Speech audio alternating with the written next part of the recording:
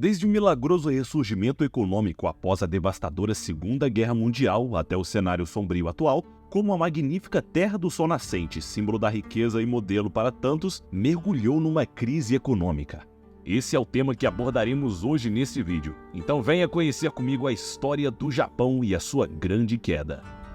Conhecimento Mestre apresenta a grande queda do Japão.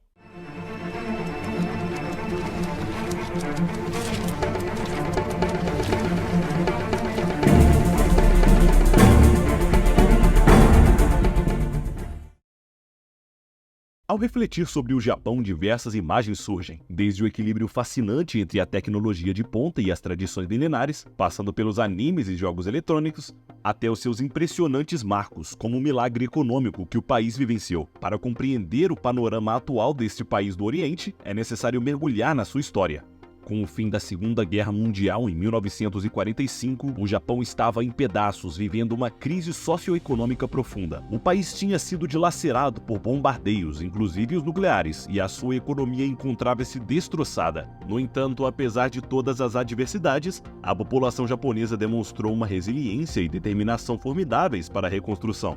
Com a colaboração dos Estados Unidos, o Japão começou o seu processo de renovação. O general Douglas MacArthur foi nomeado o comandante supremo das forças aliadas e implantou uma sequência de reformas pelo país. Uma das medidas mais significativas foi a nova Constituição, conhecida como Constituição de MacArthur, que concedeu aos japoneses direitos e liberdades individuais. Ao longo de 1950, a nação do Sol Nascente adotou uma política econômica focada na exportação. As empresas japonesas buscavam aprimorar a eficiência e a produtividade, investindo fortemente em tecnologia e inovação. Essa estratégia de exportação mostrou-se acertada e o Japão presenciou um crescimento econômico rápido e duradouro. O país se tornou famoso por sua indústria automotiva, com gigantes como a Toyota, Honda e Nissan. É claro, não podemos esquecer dos produtos eletrônicos japoneses, como os televisores e câmeras mundialmente reconhecidos por sua qualidade e inovação.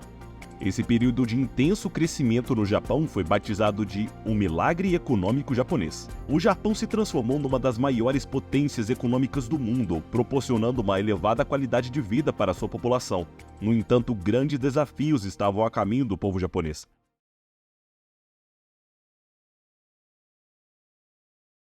O Japão teve que lidar com adversidades consideráveis durante essa fase. O acelerado crescimento econômico deu origem a problemas ambientais e sociais, como a poluição e disparidades socioeconômicas. Adicionalmente, na década de 80, houve uma inflação desenfreada dos preços de imóveis e ações, alimentada por empréstimos excessivos e investimentos temerários. Essa bolha acabou por estourar, resultando em uma dramática desvalorização dos ativos e ocasionando em grandes perdas para muitas instituições financeiras.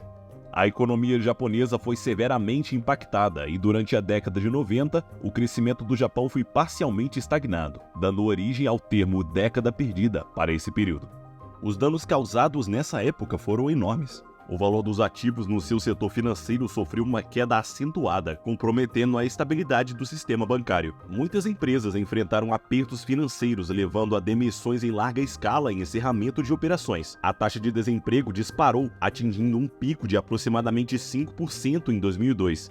Isso trouxe dificuldades para muitas famílias e empresas japonesas. A deflação também tornou-se um problema para o país durante esse período. Ela é caracterizada por uma queda generalizada dos preços de bens e serviços, o que pode desencadear um ciclo prejudicial e diminuição de gastos e investimentos. A dívida pública do país também se elevou, alcançando níveis alarmantes, chegando em 2033 a impressionantes 9,2 trilhões de dólares, equivalentes a 266% do PIB japonês. Ainda hoje podemos observar o impacto disso com salários que não têm aumento há 30 anos.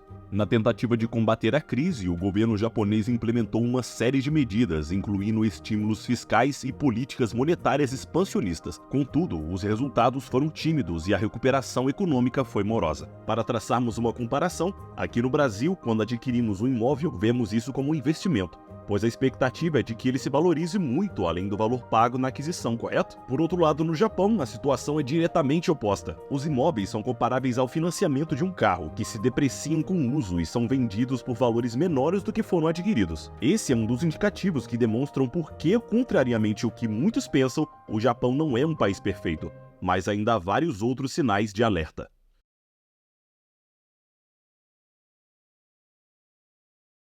Muitos veem o Japão como o retrato ideal da harmonia entre o antigo e o novo. É inegável que as deslumbrantes estruturas de arquitetura histórica e as geishas vagando pelas vias de Kyoto apresentam um contraste cativante com a vibrante paisagem de neon e a atmosfera frenética de Tóquio. Essa mistura é fascinante e instiga uma grande admiração. Um país que honra e valoriza suas origens, enquanto avança rumo ao futuro. No entanto, eu ousaria argumentar que essa imagem é meramente superficial. Enquanto o Japão se esforça para se projetar como progressista e tecnologicamente avançado, seu ambiente social é marcadamente antiquado. Refiro-me à discriminação e à xenofobia profundamente enraizadas. Quando a crise sanitária assolou, o Japão fechou as suas fronteiras para estrangeiros, inclusive para aqueles que residiam e trabalhavam ali há anos. Quando questionados pelo correspondente em Tóquio do renomado canal britânico BBC, o Ministério das Relações Exteriores respondeu de forma curta e contundente: todos eles são estrangeiros. Uma declaração breve, mas de grande significado, demonstrando a visão que o governo japonês tem dos imigrantes que laboram e contribuem para a nação. São todos estrangeiros, todos de fora. Até mesmo as crianças birraciais enfrentam discriminação significativa, sendo rotuladas de hafu, uma adaptação do termo inglês half, que significa metade, e carrega uma conotação pejorativa. Geralmente, quando observamos programas de imigração voltados para o Japão, a maioria parece estar associada a empresas de construção, buscando atrair mão de obra para suas instalações industriais. Com esses temores do desconhecimento, seria natural supor que o Japão é uma nação autossuficiente, sem problemas internos e simplesmente buscando se proteger, não é? No entanto, essa suposição não poderia estar mais distante da realidade. Na verdade, o país está atualmente enfrentando um dos momentos mais críticos do ponto de vista socioeconômico. Isso se deve, em grande parte, ao fato do Japão possuir uma das menores taxas de natalidade do mundo. Com uma população de 125 milhões de habitantes, foram registrados menos de 800 mil nascimentos em 2022. Isso se deve a uma série de fatores. Desde a falta de suporte para creches, passando pela ideia que a mulher deve ser a única responsável pelo lar e pelas crianças, até a baixa taxa de fertilidade da população. Por outro lado, o Japão tem uma das menores taxas de mortalidade. Em 2021, com uma população composta de 28% de idosos, foi classificado como a primeira sociedade superenvelhecida do mundo. Este envelhecimento da população apresenta desafios significativos, como o aumento de gastos com saúde e previdência social, bem como a falta de mão de obra ativa. Há também uma preocupação com a sustentabilidade do sistema de segurança social diante uma diminuição da população economicamente ativa. Para lidar com essas questões, o governo japonês tem implementado políticas para incentivar o aumento de taxa de natalidade, como estímulos financeiros e programas de apoio. Também estão sendo tomadas medidas ativas para promover a participação ativa dos idosos na sociedade, aproveitando sua experiência e habilidades. Enormes somas de dinheiro estão sendo despejadas em iniciativas para aumentar a natalidade do país, como o plano para incentivar casais com um investimento de 126 bilhões de reais.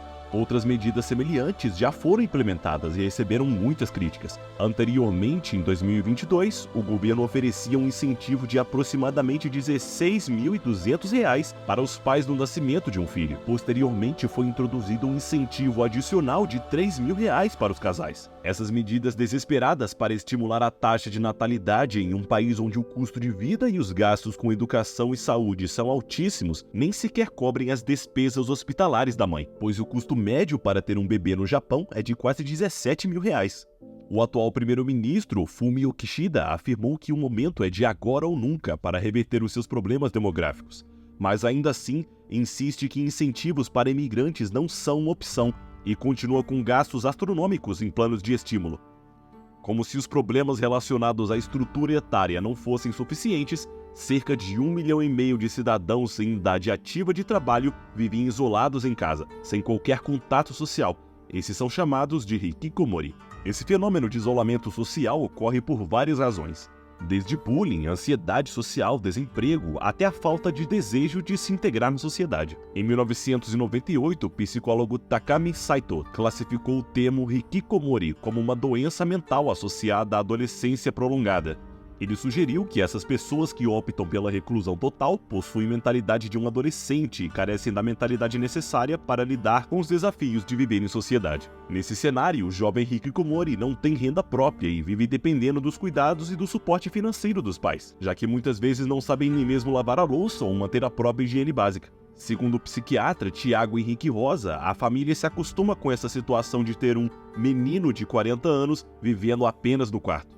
Enquanto observamos esses diversos problemas sociais se acumulando, temos políticos retrógrados, mantendo uma administração questionável e gastando dinheiro público para manter as aparências. Um bom exemplo disso é uma pequena cidade nos Alpes do Japão, onde foram encontrados ossos fossilizados de uma antiga espécie de elefante. Você deve estar se perguntando o que o fóssil de um elefante tem a ver com uma má administração, certo? Bem, a grande descoberta fez com que o animal fosse tornado um símbolo da cidade, e todas as tampas de bueiros foram decoradas em sua homenagem. O grande problema é que cada tampa de bueiro custa cerca de $900 para ser feita, e essa moda pegou em todo o Japão, onde temos mais de 6.000 desenhos diferentes estampados em seus bueiros, desde o elefante até ilustrações de Pokémon, uma popular série animada japonesa. Agora imagina pagar quase R$5.000 por cada tampa de bueiro decorada, enquanto se é o país com a maior dívida pública do mundo e sua população idosa é forçada a trabalhar devido ao risco e à pressão de cortes na pensão e sistema de saúde. Além disso, temos o monopólio do governo do país por um partido quase sem oposição. O PLD, Partido Liberal Democrata, tem mantido o poder desde sua fundação após a Segunda Guerra Mundial em 1955. Na última eleição, que teve uma taxa de participação de 52%, o líder do Partido Democrata Constitucional, Keito Izumi, afirmou que os eleitores não querem mudar. Portanto, a outrora grande nação do sol nascente, hoje é apenas uma sombra de todo o potencial que já teve. Atualmente, o país está à beira do colapso social. Como disse o próprio primeiro-ministro, continua arrastando-se para um futuro cada vez mais decadente.